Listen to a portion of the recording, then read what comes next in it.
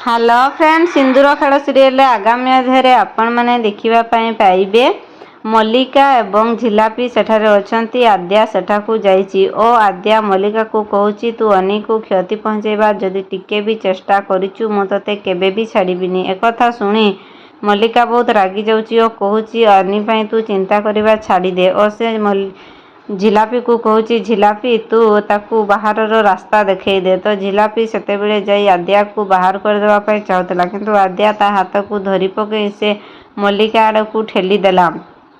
एपटे मल्लिका और आद्या एकाठी थिला बेले आद्या कहउचंती जे तू जदि अनी को क्षति पहुँचेबा पई चेष्टा करू ताहले मु तते केबे भी छाड़बी नाही।